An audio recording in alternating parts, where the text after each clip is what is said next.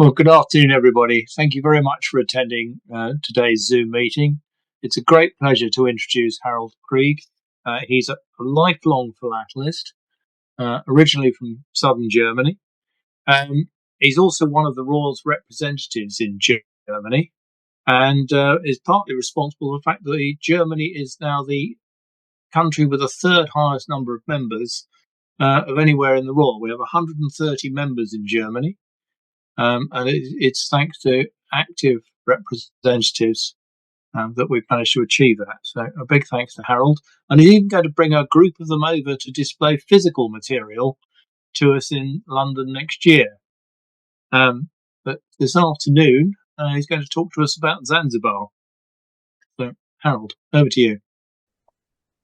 Yeah, thank you very much for the invitation that I can present here a rather exotic part of the German postal history with the German post office in Zanzibar.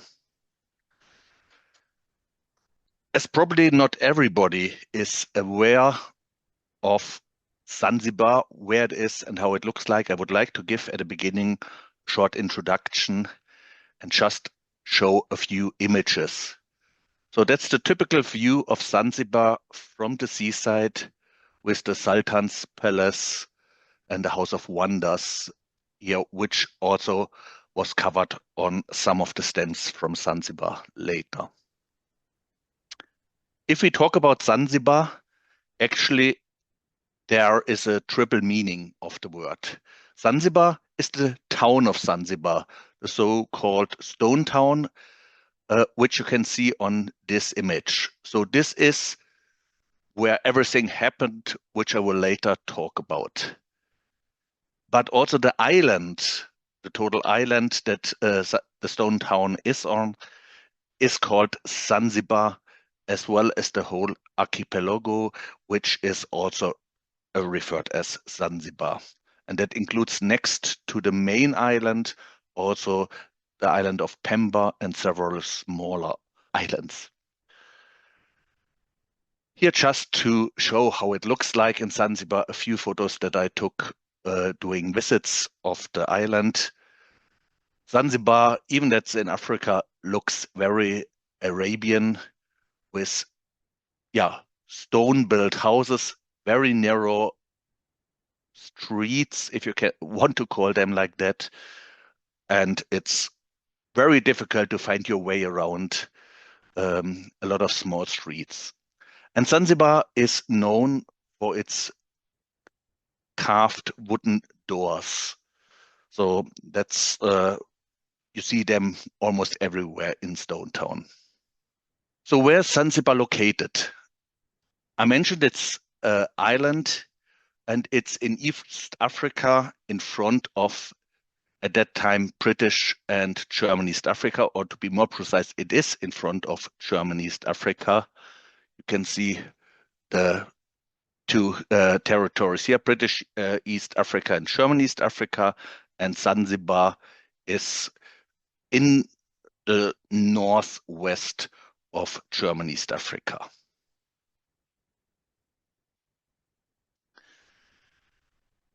I apologize upfront, but I cannot avoid to give you some numbers and facts to give some introduction on the history of Zanzibar first. So the modern history, or the history in Zanzibar, started in the 8th century with Arab traders gaining influence and building up settlements on Zanzibar, but also along the coast of the later German and British East Africa. The first European visitor was 1499, Vasco da Gama, and his visit led also to a Portuguese control of the island 4 years later. In 1698, the Imam of Muscat, nowadays Oman, took control not only on the islands, but also on the mainland of East Africa. They liked Zanzibar that much that in 1832, even the Omani royal court was relocated to Zanzibar. And at that time, Zanzibar became an important location in the Indian Ocean area. You can also see that already in 1837, the US opened the first consulate there, followed 4 years later by the British and another 3 years later by the French. In 1856, Zanzibar was separated from Oman again, and two brothers then ruled, one in Oman, one in Zanzibar, and thereafter, Zanzibar was reigned independently from Oman. With the Heligoland-Zanzibar Treaty, which dealt about a lot of colonial interests between the British and the Germans in Africa, actually Zanzibar became a British protectorate because the Germans allowed the British to do so and withdrew their own interest in Zanzibar. In 1963, Zanzibar gained independence and 2 years later built an association with Tanganyika to form today's Tanzania. So that's as a little bit introduction into the history and where we are located with this. But now I want to switch to real philately. So there is early mail known from and into Zanzibar. For example, this cover from Salem in the US, which was sent 1866 to Zanzibar, to a Mr. Gotthu located in Zanzibar, as you can see here in the address. However, it has been addressed to a forwarder on the Seychelles Islands because there was no postal service in Zanzibar at that time. So people on Zanzibar had to use trading houses or sailors to carry their mail and to receive their mail. A second example, this time outgoing mail from Zanzibar, is this cover from February 1875 from Zanzibar to Berlin, sent by the German consulate in Zanzibar, unfranked. As I said, there was no postal service, therefore no stamps available. The letter was carried to Aden, where a postage due mark was applied, and on arrival in Germany, 60 pfennigs postage due were collected.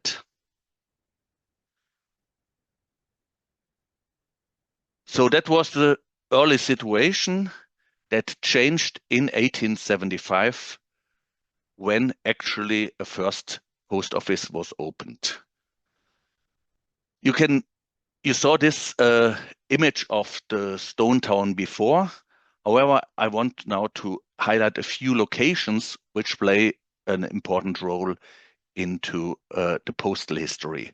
Starting here with the British consulate in the lower right side, the French consulate close to the harbor, and the German consulate opposite the British consulate. And all these consulates have one thing in common: they housed a post office. It started on October 1st, 1875, when the first post office in Zanzibar was opened, a British Indian post office located in the British consulate. This was a branch office of the Indian post office in Aden until 1878. Stamps were sold and affixed to covers. However, there was no postmark at that time. The letters were carried to Aden, where they were then postmarked and went on into the international mail system. A first postmark was introduced in Zanzibar in mid of 1878, and that's the one that you can see here on the top left as an example. That's the British consulate where the post office was housed. And I would also like to show an example of such early mail from the British post office.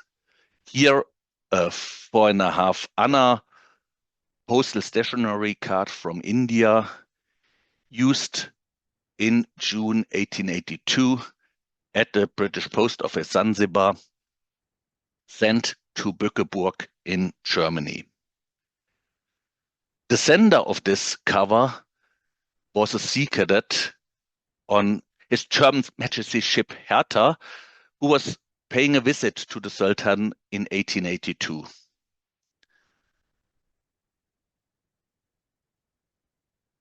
In 1889, a second post office was opened in Zanzibar, this time by the French and located in the French consulate. This used at the beginning French stamps and French postal stationery. Later, overprinted stamps were used and even special printed stamps for the French post office Zanzibar towards the end. This post office was open for 15 years. The French post office, as I said, was located in the French consulate that you can see here on the left of this image with the French flag flying. And you even see the sign Poste Français at the building indicating the French post office here.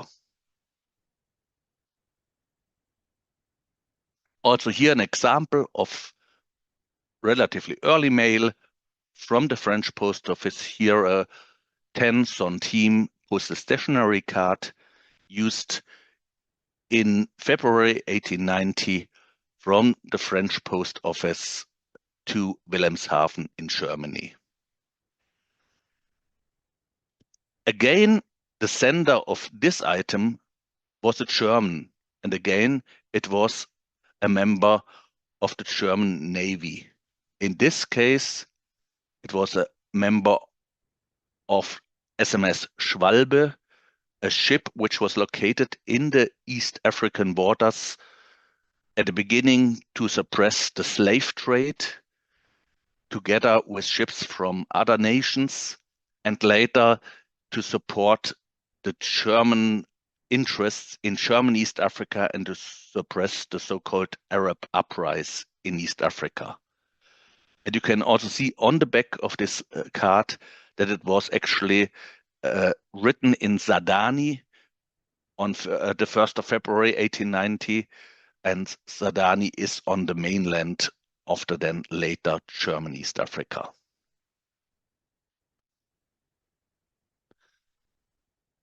As you can saw from these two examples that I showed, the Germans in that area, traders, navies, members, and so on, all had to make use of the British or the French post office. However, they were unhappy about that because they always feared that the French and British would not treat their mail equally as they would do with mail from their own countrymen. So they pledged actually and asked the German government to provide them with their own post office and with their own shipping line to East Africa, which can carry the mail. And actually that was done or accepted in 1890. So in 1890, a German mailboat service was started to East Africa, and with the first ship, the Reichstag, actually equipment for a German post office was sent to Zanzibar, and this post office was opened on the 31st of August 1890 in the German consulate. This post office was operated by a postal professional, Postal Secretary Steinhagen, who ran it most of the 11 months that it was open. Towards the end, he was then replaced by postal assistant Sachs, and Steinhagen moved on to German East Africa to then run the German post office in Dar es Salaam.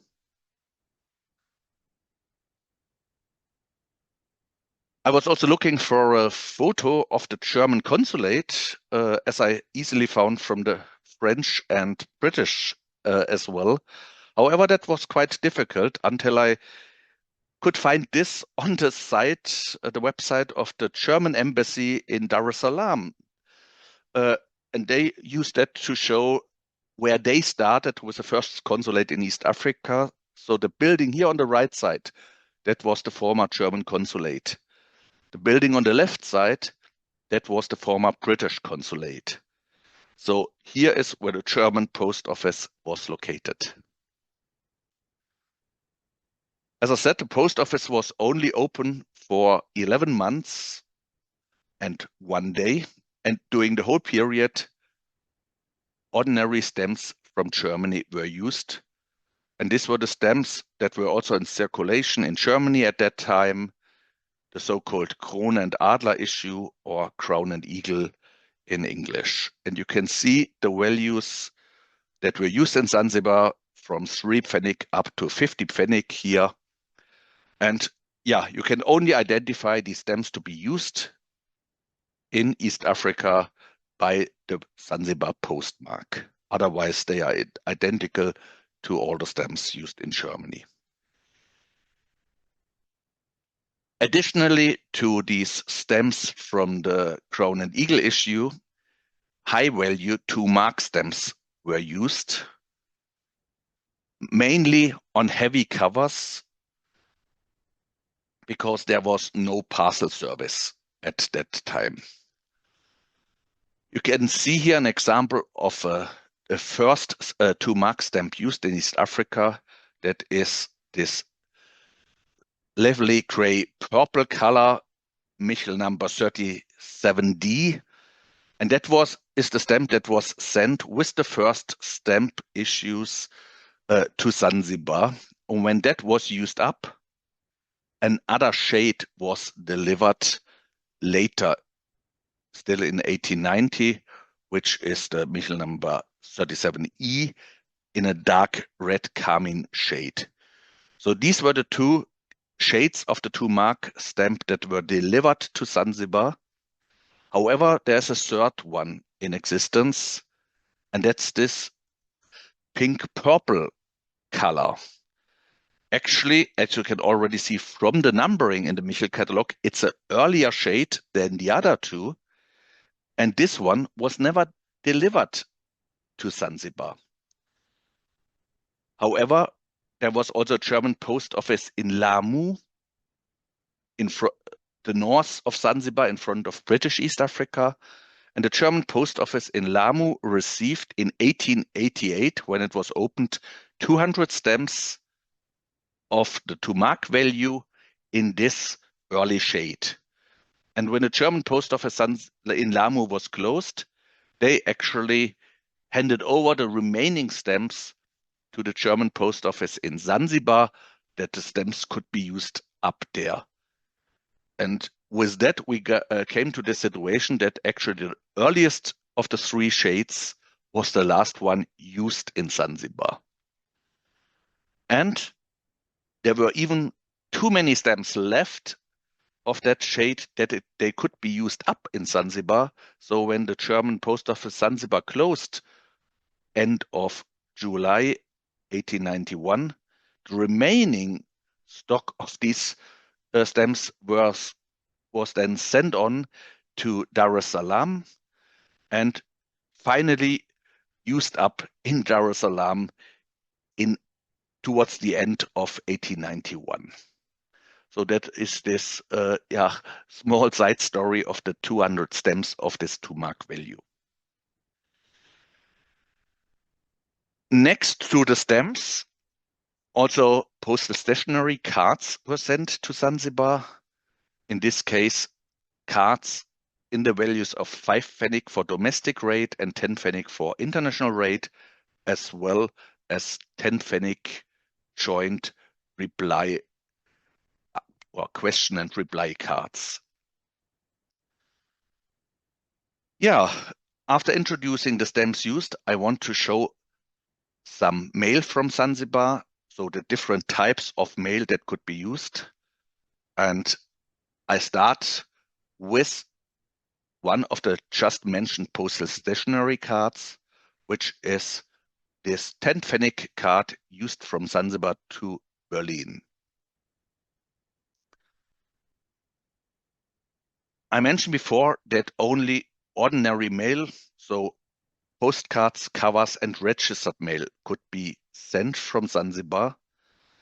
And if we talk about postcards, all postcards that I know from Zanzibar are actually postal stationery cards. 1890 is too early for any photo postcards, at least in East Africa. Therefore, yeah, everything that was sent as a postcard was using either this form, or there are some French postal stationery cards known used at the German post office by applying an additional stamp over the French imprint. Next to postcards, of course, covers or normal letters were sent. I would say the most common of all types of mail still existing. However, I thought if I show you a cover, I'd choose something which is not that common. In this case, franking with a gather pair of the 10 Pfennig value. So all the Krone Adler stamps were printed in sheets of 100 and separated with a gather in 2 half sheets of 50 stamps each. And normally these gathers were removed as all sheet margins were removed at that time. Yeah, as I said, also registered mail could be sent, and for that, Zanzibar received with the first shipment of the postal equipment also registration labels. And in total, 1,000 of them, numbered from 1 to 1,000. Here, relatively early cover, number 62, showing this registration label. However, the 1,000 registration labels didn't last to the end of the post office, but actually were used up already in February 91.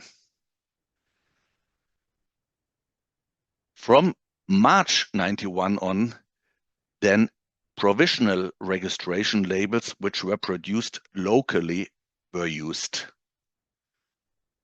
At the end, they are almost as seldom or as common, however you want to see it, as the regular registration labels. So the highest number known of this one is close to 900, so that of both types, more or less, or the same numbers have been used during the opening times of the post office. So here a professional one on a triple rate cover to Wiesbaden, Germany. So 20 Pfennig registration fee plus 3 times 20 Pfennig for each 15 grams. So this was a cover weighing between 45 and 60 grams.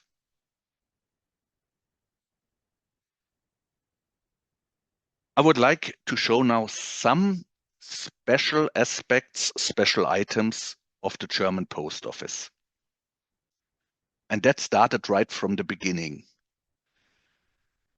As you already saw with the stamps and items that are showed so far, the postmark was regularly in black color. However, for the first approximately 10 to 14 days, a blue color was used. So presumably they only had a blue ink pad at that time, which then a few days later they found black ink and could then start using the black color. So at the beginning it was blue. That's not so obvious to see here on the scan, but the cancel really has a very strong, distinctive blue color, which then later turned to a grayish, bluish color. And from about mid of September on, it was then a pure black postmark color used.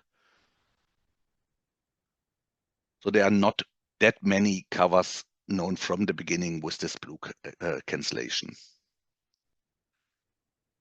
Another aspect that happened, however, this time towards the end of the German post office, was that in end of June 91, the post office ran out of the commonly used values 10 and 20 pfennig stamps.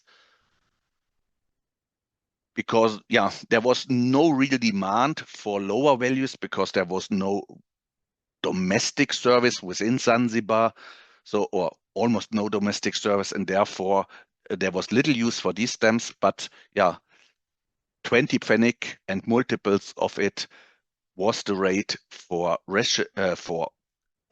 letter mail, as well as the registration fee, and as I said before, 10 pfennig for the postcard. So these stamps were used strongly, and there at some point there was no new supply coming on time, and they ran out of these values, and instead helped themselves with mass frankings of the little used values of 5 pfennig and 3 pfennig. You can only see them for a period of approximately 2 weeks, and then a new supply of 10 and 20 pfennig stamps arrived. This is one cover that was used during that time, showing 4 5 pfennig stamps to pay the 20 pfennig rate. However, this cover is also interested for another aspect, because it doesn't originate in Zanzibar, but it was written on the mainland in Germany, East Africa. You can see from the initials on the top left that the sender was Edward Henry Hubbard, a missionary of the Church Missionary Society who served in Uganda. And he arrived in June 91 on Zanzibar, and then went over to Sadani to start his trip from the coast through Germany, East Africa to Uganda. And he left Sadani on the 9th of July. So this cover was written by him when he was in Sadani, carried over from Sadani, as there was no post office in Sadani at that time, carried over to Zanzibar and posted then from Zanzibar to London. And there's a third aspect of this cover which makes it interesting, and that's its destination in London. International mail in general is not very common from the German post office in Zanzibar. Here you see a second example, a registered cover sent to Budapest in Hungary. Actually, this is also the last day of use of the regular registration label that I mentioned before. And I said international mail is not that common, and there's a registration, or the latest registration of items from the German post office in Zanzibar was done by Gary Dubrow a few years ago, and he registered in total 332 items of mail from the German post office in Zanzibar to the German post office in Zanzibar, or through the German post office in Zanzibar. And of these 332 items, only 26 were not addressed to Germany or not coming from Germany. From these 26 items, 7 went to German East Africa, so still within the German area, 7 to the UK, including the one that I showed on the slide before, 6 to Austria, and only 2 local ones used within Zanzibar, on the last day of the German post office, so philatelic items, and then 1 item each to Hungary, the cover that you can see here, 1 to Italy, 1 to Madagascar, and 1 to Switzerland. And that's actually all. Reason for that is, of course, that, as I explained before, next to the German post office, we had the British post office and we had the French post office. And nationals of these countries preferred to use their own postal service. Only the few international visitors on Zanzibar then had a choice to select the post office that they wanted to use, probably the one which had the next mail going from Zanzibar to Europe. I said before that there was little or almost no use for an internal rate. However, there are some exceptions known, even that there is no documentation of that in any literature. So mail within Zanzibar, of course, was on the domestic rate. However, there was no sense to send mail within Zanzibar because there was no mail delivery. So if you sent an item within Zanzibar, you would have to bring it to the German post office, and then the recipient have to pick it up there. So instead, you could also have brought your message directly to the recipient on Zanzibar, or actually sent your boy to do so. The exceptions that are known are actually mail between Zanzibar and the post offices in Bagamoyo and Dar es Salaam on the mainland. Here, a 5 pfennig postal stationery card on the internal rate used from Zanzibar to Bagamoyo. And this is, in my opinion, definitely in a correct rate, because the sender of this card was the postal assistant Steinhagen, who ran the post office in Zanzibar. And for sure, he knew the postal rate. And the recipient of this card was also the postal employee, in this case, Weber, who was running the post office in Bagamoyo. And the text on the back is on postal matters. So why should they frank that item on the wrong rate? Next to this, there's a second postcard known, 5 pfennig, also to, I think, German East Africa. I think the other one is known to Dar es Salaam. Next to these 2 postcards, there are also 2 covers known going the other way at that time. So from Dar es Salaam to the German post office in Zanzibar at the domestic letter rate of 10 pfennig. These are Indian trader covers from the same correspondence. So next to the one that you can see here from my collection, there was a second one in the Gary Dubrow collection that was sold off about 10 years ago. So even that you cannot find anything in literature, I think the existence of these items and the lack of any postage due marks indicates that this rate was used and at least accepted at that time.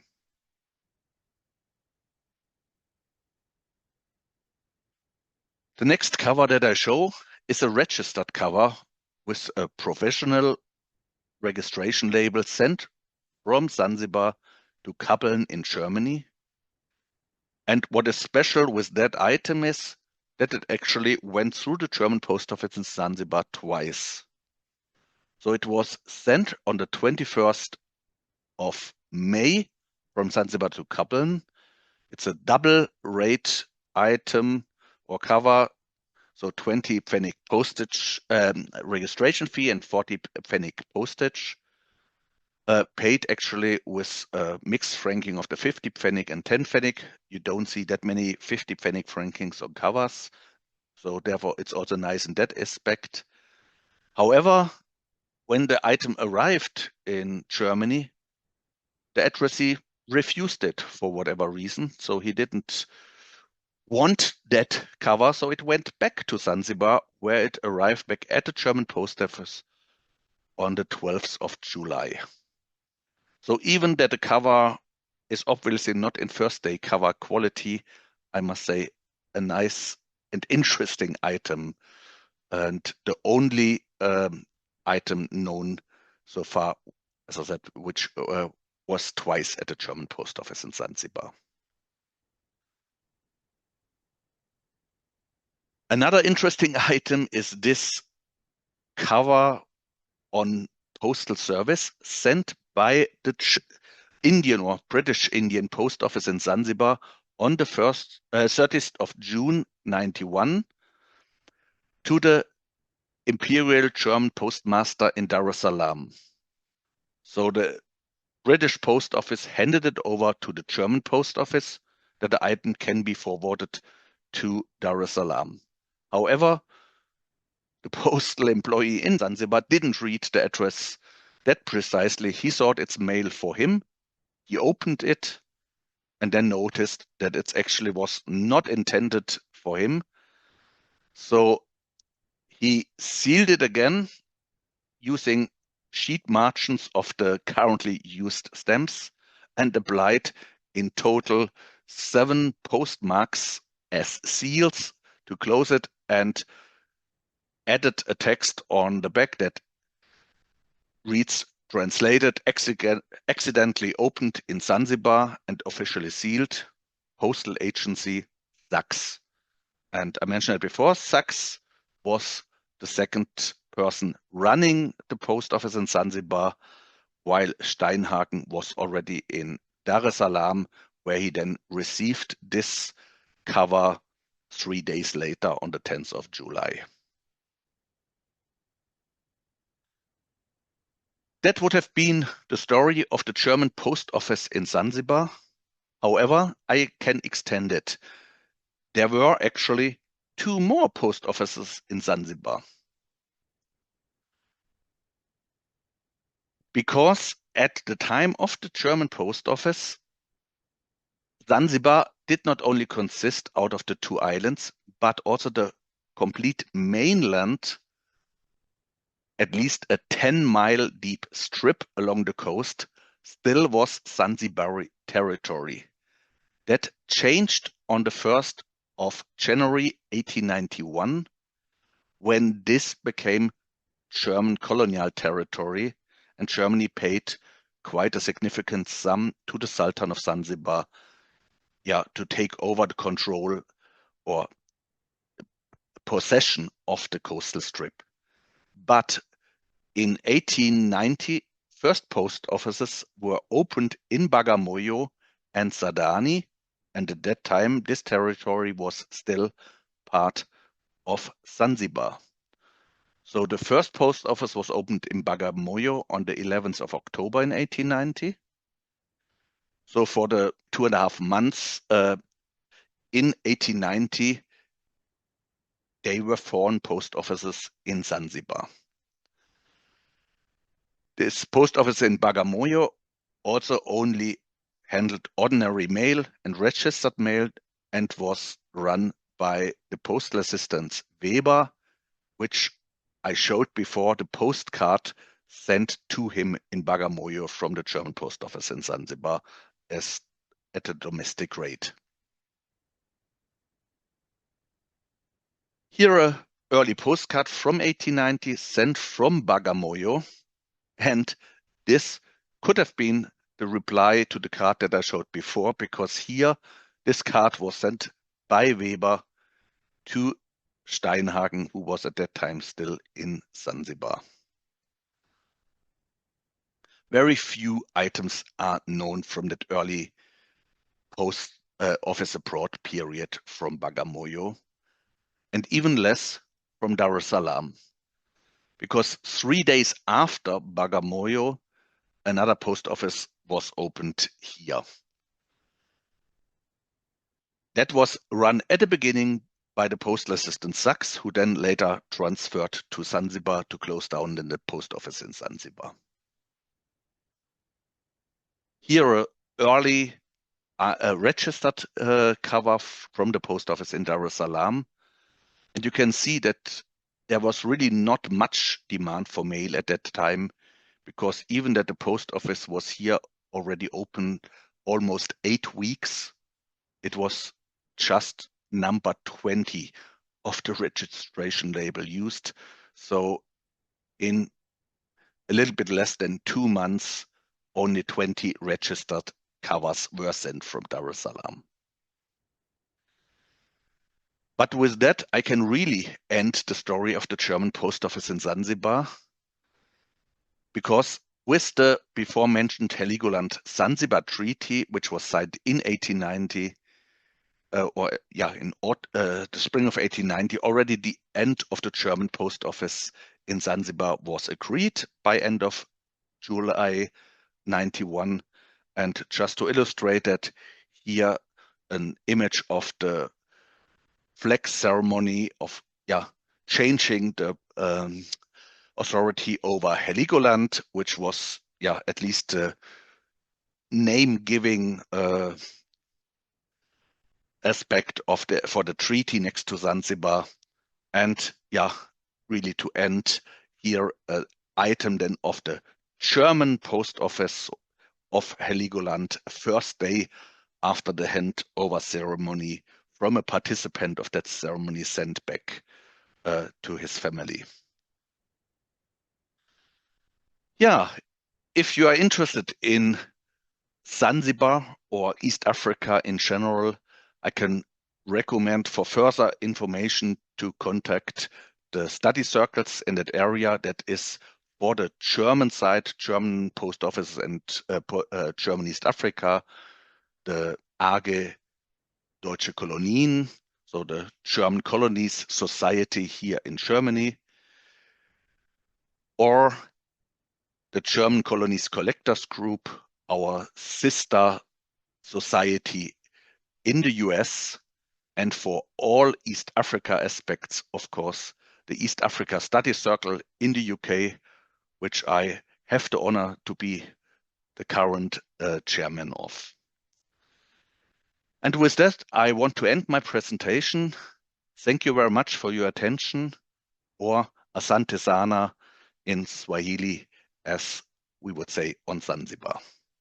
Thank you very much. Thank you, Harold. And I hope you all enjoyed that. Have we got any questions, Mark? Right, we didn't have any questions in the chat at this stage, Simon, no. Right. So does anybody want to ask any questions? I just wish to make a comment, if I might. Christopher. I've thoroughly enjoyed this talk. I collect incoming postal stationery to Cyprus. Unfortunately, I do not have any from the German post office in Zanzibar. And I have 2 items which I see. This is from the British. To Captain Young, who was the secretary to the administration in Cyprus, 1896. And this is also to him from the same. Yes, very interesting. Zanzibar to Cyprus. Yeah, very good. Right. Yes, I was looking at my postmarks with that coastal strip. But yes, the ones I've got from Pangani and places like that are 1891, 92. They're not as early as 1890. As they opened up on the mainland. Right. Simon, we do now have some questions that have come into the chat now since Chris, when Chris was speaking. The first one, Harold, is from Dr. Michael Kubentz. Michael asks, what is your opinion about WITU? Does this mean anything to you? Yes, that's Vitu, or Swahililand, as it's also called, which is more connected to Lamu than to Zanzibar. That was another German territory there at this time, and these V2 stamps were later produced They were actually, there was an interesting article in the London Philatelists some years ago from Jacob von Uxküll, where he, I would say, promoted these stamps and covers. And in the next issue, there were quite a number of replies to it, which were very clear in disagreements and indicating or explaining that these stamps were all made up material. And that is also my opinion. None of these Vituland stamps were ever in East Africa, used in East Africa. They were produced later in Germany for attempted fraud on the German government to get compensation for the post office that they presumably lost and later were sold to collectors. So nothing that I would recommend to collect. Thank you for your answer, Harold. That's very informative.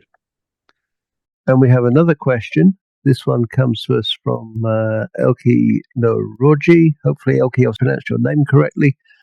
He asks, Harold, could you please clarify the rates at the German post office for postal stationery and letters, both external and internal? Yes, the rates were actually, as I said, the international UPU rates, which were 10 Pfennig for a postcard and 20 Pfennig for covers for each 15 grams. And the registration fee was 20 Pfennig as well. The domestic rate instead was 5 Pfennig for postcards and 10 Pfennig for covers up to 15 grams, and then 20 Pfennig for covers up to 250 grams. Thank you, Harold, for knowing your rates so well. Thank you. And Matthew Blaine there in the US says, thank you for mentioning the German Colonies Group in the United States. So yeah, thanks. Simon, those were the only comment stroke questions that I see at this time. Yeah, well, thank you once again, Harold. Do we have a certificate to present, Mark? I should have asked you that earlier. We do, Simon, is the good news. Splendid. Okay, I'll carry on for a minute, and then you can call it out. Right, I'm ready when you are. Yes. Right. Well, it's been splendid to have it. I do quite enjoy seeing the map. Having actually taken a drive from Dar es Salaam as far as Tanga, actually all along the mainland side of it, and even sailed across from the mainland to Zanzibar. So, recognising some of these sites, and it's remarkable, really, how much achieved in just an 11-month period that the post office was open. I particularly like that missionary correspondence from Sudani. It's not a big place. That was a nice item. So thank you very much. And we do all look forward to seeing a physical display from our German members next year. And I think Mark is ready to call up our certificate of appreciation signed by the President, which will be in the post to you at some suitable stage. And there we go. So there's the certificate of appreciation. Next month's meeting, as some of you will realise, is a change in the programme, as our December speaker has to be in Shanghai. So the January speaker has very kindly agreed to swap with them. So the next two are as planned, but just the other way around. So I hope you'll all join us for that. And Mark, I think probably at that point we can stop recording and just open it up for any discussion anybody wants to have.